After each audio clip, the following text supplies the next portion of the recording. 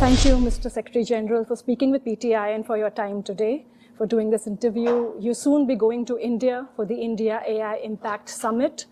What are your thoughts and expectations from the India Impact Summit? There's a lot of anticipation around that, and a lot of global tech leaders, world leaders are going to descend in New Delhi for the summit. You've mentioned that AI is an absolutely crucial issue in international relations today. How do you see the summit? Now, I strongly congratulate India for organizing this summit. It's absolutely essential that AI develops itself to the benefit of everybody, everywhere.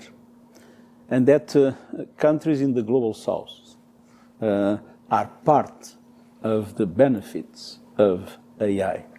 It would be totally unacceptable that AI would be just a privilege of the most developed countries, or a division only between two superpowers.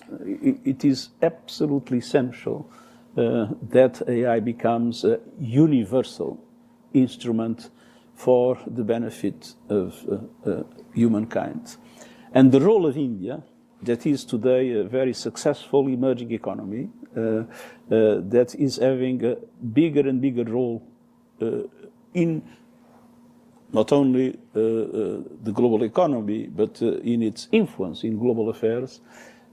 India is the right place to have this summit and to make sure that AI being discussed in depth, in all its potential, enormous potential, and also in all its risks, but that AI belongs to the whole world and not only to a few. What do you hope the UN contributes to whatever the outcomes come from this summit? What role can UN play? It's happening in the global south, and you've mentioned that it has to be an AI for all. So we have here approved in the Global Digital Compact 3 very important decisions. First, the creation of the high-level independent scientific panel on AI. 40 scientists I already proposed to the General Assembly. The General Assembly will decide. This means that we will have a totally independent and universal, people coming from all over the world, universal scientific body able to tell the world at each moment where are we in relation to AI. What are the advances that were made? What are the discoveries that were established? What are the risks of this or that mechanism or instrument? And to do it in a totally independent way. That will be a fantastic source of information for governments to take the right decisions in the policies and in the measures that they take in relation to artificial intelligence, and for the people at large to know, public opinions to know, and in democratic countries like India, that is very important, and to be able to influence governments and the private sector in the good direction. The second thing is that we will have in the UN every year a global dialogue in relation to AI with all countries of the world, all governments represented, but also the private sector, the civil society.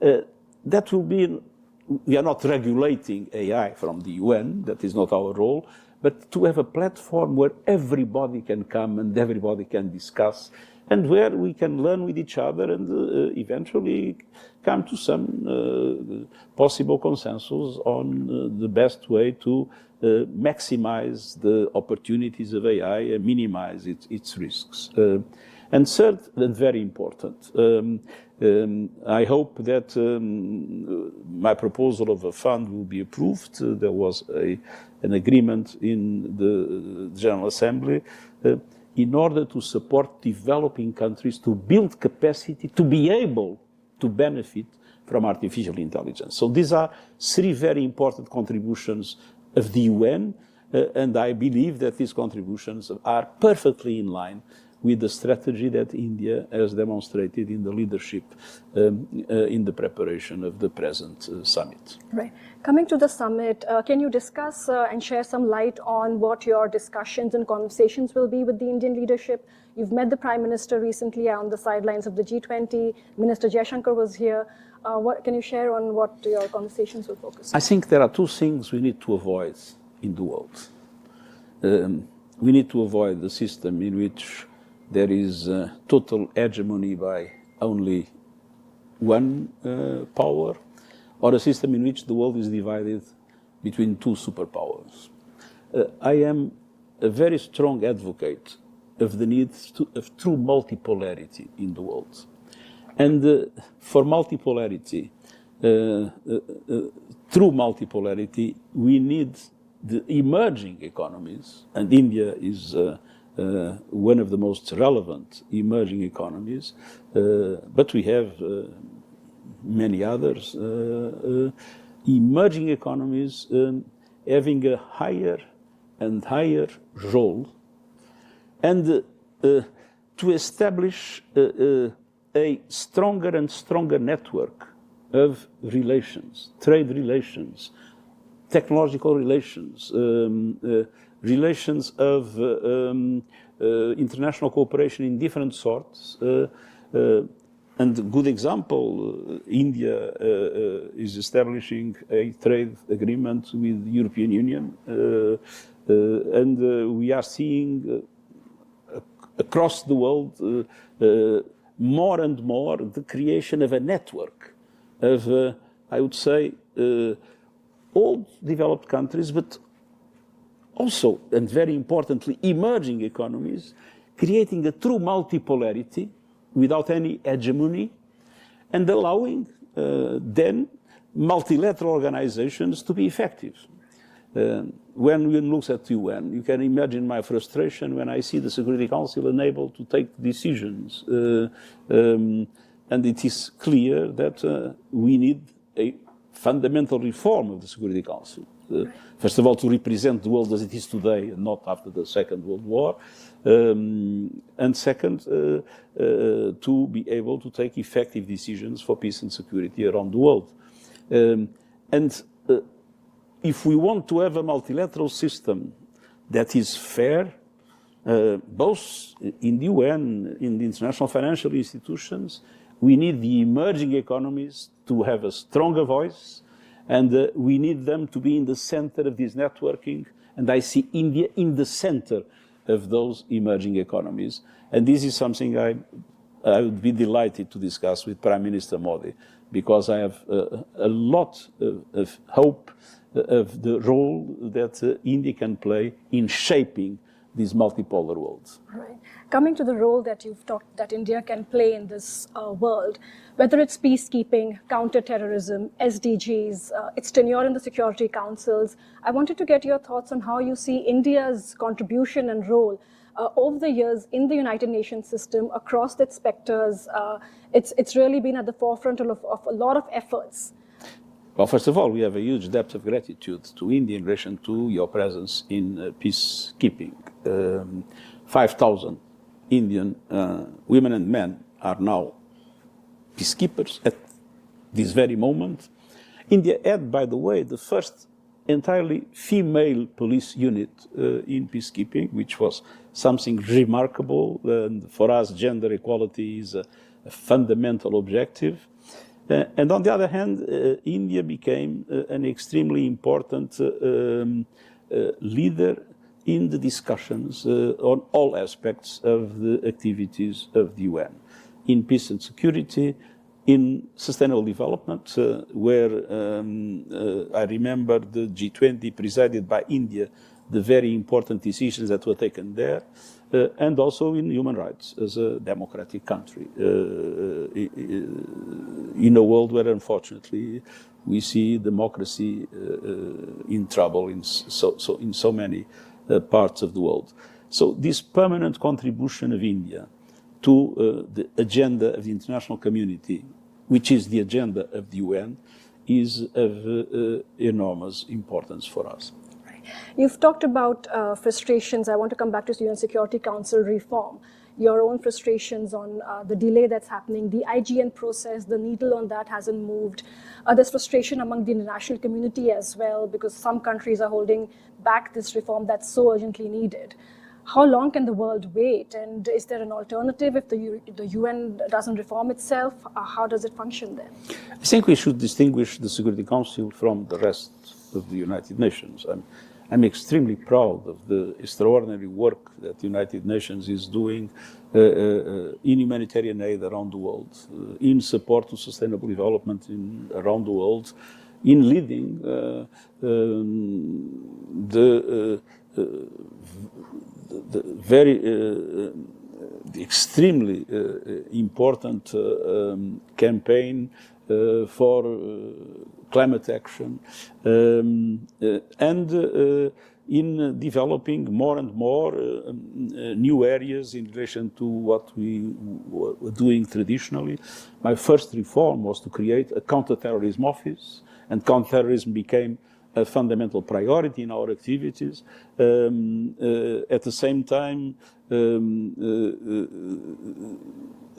United Nations has been a strong ally of developing countries, fighting for the reform of international financial architecture, to make sure that developing countries have a much stronger participation and voice in the international financial institutions. Having very strong positions on debt relief, on the access to concessional funding for developing countries. So, the UN is not the Security Council. And where the UN is fully represented is in the General Assembly, where all states have the same weight.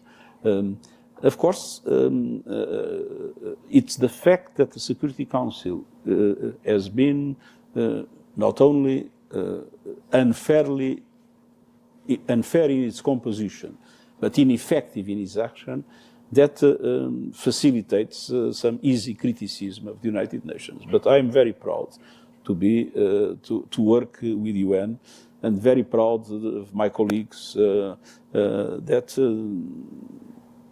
do humanitarian aid in the most remote and dangerous areas of the world, and very proud of the peacekeepers, like the Indian peacekeepers, that protect people in very difficult circumstances, also in some very dangerous situations. So I think we need to distinguish, but I believe the UN plays today a very important and positive role. Our brand of the Sustainable Development Goals became a universal brand that all countries, and India has been leading in this dimension, that all countries are pursuing with determination. Right. Mr. Secretary General, of course, there's lots to talk about, but finally I wanted to ask you, when you leave, when your tenure ends by the end of this year, it's a different world from the time when you joined 10 years ago. Are you hopeful? Are you concerned for the UN, its place in the world, for multilateralism? What is your message? My message is that there are many reasons to be, of course, worried. We have seen conflicts multiplying. We have seen injustices, inequalities increasing. We have seen poverty and hunger not being solved in the world. We have seen terrorism developing and becoming a nightmare in different parts of the world. So there are many reasons to be worried. But there are a few positive megatrends. And one of the most important megatrends has to do with the role of countries and economies like India. Every single day, the group of developed countries, G7 and their similar countries, every single day they represent a smaller share of the whole global economy than the day before.